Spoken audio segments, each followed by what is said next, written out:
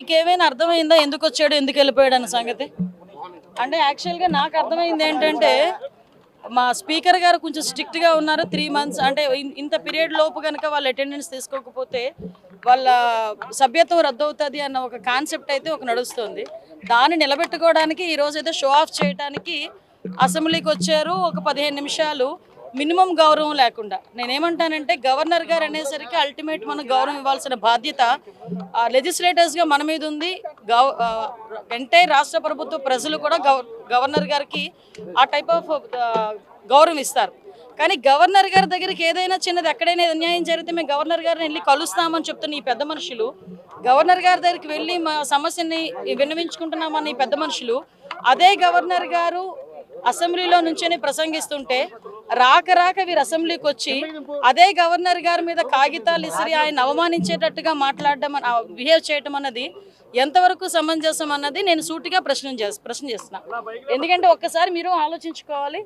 ఏ governor గారి దగ్గరికైనా ఏ ప్రతిపక్ష నాయకుడైనా, ప్రతిపక్ష సభ్యులైనా, అధికార పక్షం వాళ్ళైనా ఏదైనా ఇష్యూని డిస్కస్ చేయడానికి న్యాయం జరుగుతుందన్న నమ్మకంతో గవర్నర్ గారి దగ్గరికి వెళ్ళి కలిసేమో అని చెప్పి ప్రశ్నించుకుంటారు, చాలా ప్రెస్టేజియస్గా చెప్పుకుంటారు.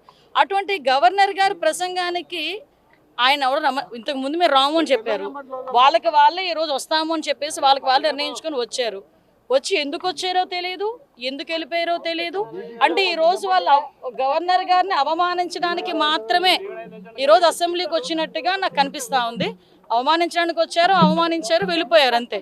అంతకుమించి అందులో ఎటువంటి ప్రయోజనం కానీ ప్రజా ప్రయోజనం ఏమీ కనిపించలేదు. ఆయన స్వప్రయోజనం కూడా ఏమీ నాకైతే కనిపించలేదు. మీకేమైనా అర్థమైందా ఎందుకు వచ్చాడు, ఎందుకు వెళ్ళిపోయాడు అన్న సంగతి? అంటే యాక్చువల్‌గా నాకు అర్థమైంది ఏంటంటే, మా స్పీకర్ గారు కొంచెం స్ట్రిక్ట్‌గా ఉన్నారు. 3 మంత్స్ అంటే ఇంత పీరియడ్ లోపు కనుక వాళ్ళు అటెండెన్స్ తీసుకోకపోతే వాళ్ళ సభ్యత్వం రద్దవుతుంది అన్న ఒక కాన్సెప్ట్ అయితే ఒక నడుస్తుంది. దాన్ని నిలబెట్టుకోవడానికి ఈరోజైతే షో ఆఫ్ చేయడానికి అసెంబ్లీకి వచ్చారు. ఒక 15 నిమిషాలు మినిమం గౌరవం లేకుండా. నేనేమంటానంటే గవర్నర్ గారు అనేసరికి అల్టిమేట్ మనం గౌరవం ఇవ్వాల్సిన బాధ్యత లెజిస్లేటర్స్‌గా మన మీద ఉంది. ఎంటైర్ రాష్ట్ర ప్రభుత్వ ప్రజలు కూడా గవర్నర్ గారికి ఆ టైప్ ఆఫ్ గౌరవం ఇస్తారు.